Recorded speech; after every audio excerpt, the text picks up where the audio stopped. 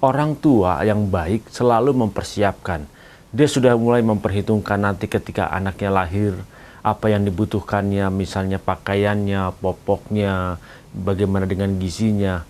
Bahkan untuk masa depannya, dia sudah memperhitungkan, sudah mempersiapkan, bahkan dia memasukkannya ke asuransi supaya dia bisa sekolah atau kuliah sampai di tempat yang diinginkan oleh orang tuanya.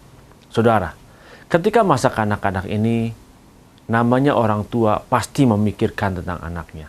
Begitu dia misalnya dalam proses bermain, proses pertumbuhan, orang tua memikirkan apa yang dibutuhkan di dalam nutrisinya, gizinya, bagaimana pergaulannya.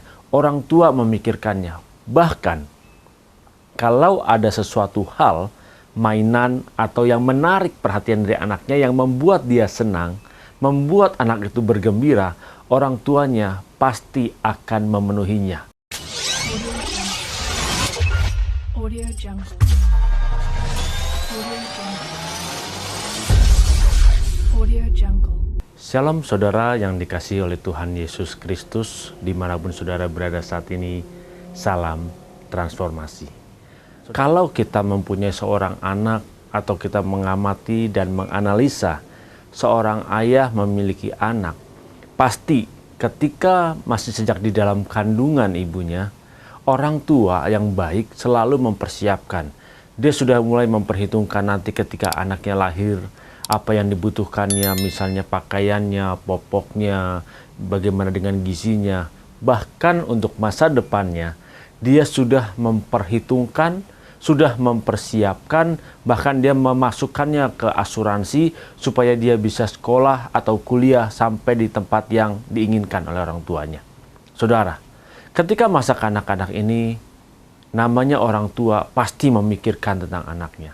Begitu dia misalnya dalam proses bermain, proses pertumbuhan, orang tua memikirkan apa yang dibutuhkan di dalam nutrisinya, gizinya, bagaimana pergaulannya. Orang tua memikirkannya. Bahkan, kalau ada sesuatu hal, mainan atau yang menarik perhatian dari anaknya yang membuat dia senang, membuat anak itu bergembira, orang tuanya pasti akan memenuhinya.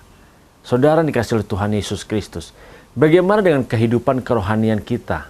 Apakah pada saat ini kita berada di level kanak-kanak ini, di level childhood ini? Saudara, ketika seseorang baru percaya kepada Yesus Kristus sebagai Tuhan dan Juru Selamat, sering kita memperhatikan mereka membutuhkan apa yang mereka perlukan. Bahkan dia meminta pun, dia berdoa pun kepada Bapa. Bapa di surga langsung memberikannya. Yang kita mungkin tahu dan mungkin sebut selama ini, dia sudah mendapatkan mujizat. Saudara dikasihi oleh Tuhan Yesus Kristus, di dalam level childhood ini memang apa yang dibutuhkan bahkan tanpa kita meminta pun, Bapa di surga pun sudah memikirkan dan menyiapkannya bagi saudara dan bagi saya. Nah, di level inilah kita sering melihat banyak orang terjadi mujizat, bahkan dia minta dia mendapatkan mujizat. Saudara dikasihi oleh Tuhan Yesus Kristus, ketika kita membaca firman Tuhan yang mungkin selama ini kita dengar, selama ini kita mengamatinya, bagaimana dari kisah seorang wanita, istri dari para nabi yang sudah ditinggal meninggal oleh suaminya, dan dia sudah menjadi seorang janda. Mari kita lihat ayatnya dari 2 Raja-Raja 4 ayat 1. Saudara dikasihi oleh Tuhan Yesus Kristus, salah seorang dari istri-istri para nabi mengadukan halnya kepada Elisa sambil berseru, "Hambamu, suamiku, sudah mati, dan engkau ini tahu bahwa hambamu itu takut akan Tuhan. Tetapi sekarang penagih hutang sudah datang untuk mengambil kedua orang anakku menjadi budaknya." Saudara dikasihi oleh Tuhan Yesus Kristus, ketika wanita ini mendapati masalah di dalam kehidupannya karena peninggalan dari suaminya sehingga dia memiliki hutang dan dia mengalami kesulitan di puncaknya, dia tidak bisa membayar hutang itu. Memang kalau di zaman dahulu, tradisi Yahudi, seorang yang berhutang ketika tidak bisa membayar, pasti seluruh hartanya akan disita. Yang menjadi permasalahan dari wanita ini, dia sudah tidak punya harta lagi, tidak punya apa-apa lagi. Bahkan di tradisi zaman itu, kalau seseorang sudah tidak bisa membayar Yang disita tidak ada lagi kecuali keturunannya untuk dijadikan budak. Kita melihat bahwa ini suatu situasi di mana dia tidak bisa lagi menemukan jalan keluar. Karena kalau kita membaca di terjemahan lain, dikatakan di sini adalah sebagai bondman, penjamin hutang. Saudara dikasihi oleh Tuhan Yesus Kristus, wanita ini datang kepada Nabi Elisa, dia berseru, dia berteriak, dia meminta pertolongan kepada Nabi Elisa. Yang kita kenal, seorang nabi pada zaman itu adalah sebagai perantara antara Tuhan dengan manusia. Wanita ini datang mengharapkan jalan keluar dari Tuhan supaya dia bisa menyelesaikan masalahnya. Saudara, tetapi Elisa tidak melakukan mujizat pada saat itu. Walaupun dia mengharapkan mujizat seperti kebanyakan orang, wanita ini datang kepada Nabi Elisa. Dia mengharapkan Nabi Elisa berbuat sesuatu agar dia segera bebas dari permasalahannya. Berapa banyak saudara orang datang ke gereja pada saat ini? Dia mengharapkan mujizat segera terjadi dari permasalahan yang dihadapin. Berapa banyak orang datang ke pendeta, datang ke gembala sidang, datang ke penatua, datang ke gereja, bahkan di altar call minta ditumpang tangan. Hanya satu, dia segera selesai dan keluar dari permasalahan yang ada. Dia mengharapkan mujizat segera terjadi. Saudara dikasihi oleh Tuhan Yesus Kristus, wanita ini datang kepada Nabi Elisa. Dia mengharapkan mujizat. Dia fokusnya selesai masalahnya. Tetapi Elisa tidak melakukannya pada saat itu untuk wanita ini. Justru ketika kita mengamati wanita ini, ketika dia datang yang diharapkan hanya satu, bagaimana dia bisa selesai. Saudara, jadi kita bisa melihat bagaimana kehidupan setiap orang percaya pada saat ini. Level kita, saudara. Ketika kita berada di sini, kita selalu fokusnya berharap bahwa kita meminta segala sesuatu permasalahan kita cepat selesai dengan segera. Bahkan mujizat terjadi. Jadi, di mana fokus hidup kita ditentukan oleh level rohani kita, saudara. Jadi level rohani kita yang dapat terlihat dari bagaimana fokus kehidupan kita. Kalau kita masih fokusnya mengejar terus mujizat, bahkan ada juga yang mengajarkan, mari kejar kuasanya, kejar mujizatnya. Saudara, kalau ini yang masih ada dalam kehidupan kita, berarti kita ada di level childhood ini. Saudara dikasihi oleh Tuhan Yesus Kristus, mujizatnya tidak salah. Tetapi apakah kita tidak mau bertumbuh? Kalau kita punya anak, kita mau anak kita bertumbuh, bukan? Kita mau anak kita menjadi anak yang bertumbuh. Dia bahkan memiliki cara berpikir yang bertumbuh dan berkembang. Tidak mungkin dia maunya disuapin terus ketika anak-anak disuapin makan. Tetapi ketika dia sudah berusia 12 tahun, makannya masih disuapin. Atau mungkin ketika berusia 20 tahun masih disuapin juga.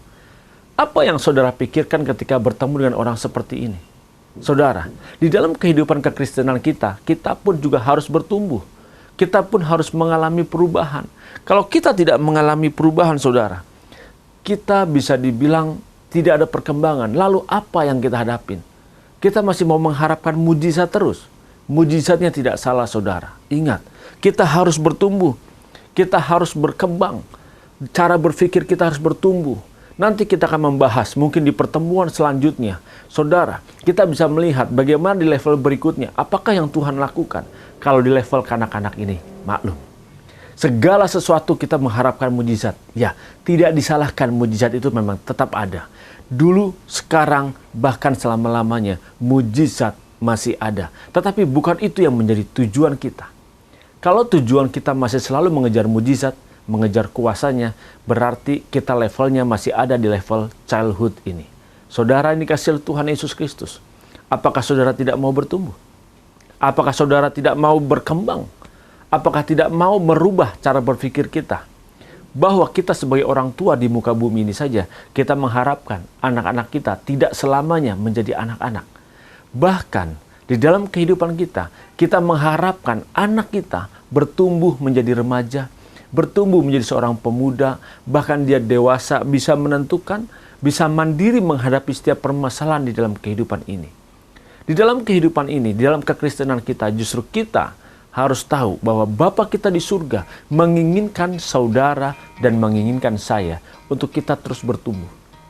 Bertumbuh di dalam keimanan kita, bertumbuh di dalam kerohanian kita, di dalam kehidupan kekristenan kita, dan ini menyukakan hati Bapa. Kita tidak boleh manja terus dengan mengharapkan mujizat. Tidak salah kita mengharapkan mujizat, tetapi ingat, Di mana level rohani kita akan terlihat fokus hidup kita. Ketika level kita masih childhood, kita hanya memohon mujizat terus, saudara. Kita harus belajar mandiri, kita harus bertumbuh, kita harus benar-benar bisa berbuah. Kalau kita hanya mengharapkan, meminta dan meminta, kapan kita bisa bertumbuh? Saudara, mari kita mengkoreksi diri kita. Ada di mana level kerohanian kita saat ini? Apakah kita masih ada childhood? Ingat, saudara, di mana fokus hidup kita ditentukan oleh level rohani kita. Tuhan Yesus Kristus memberkati. Salam transformasi.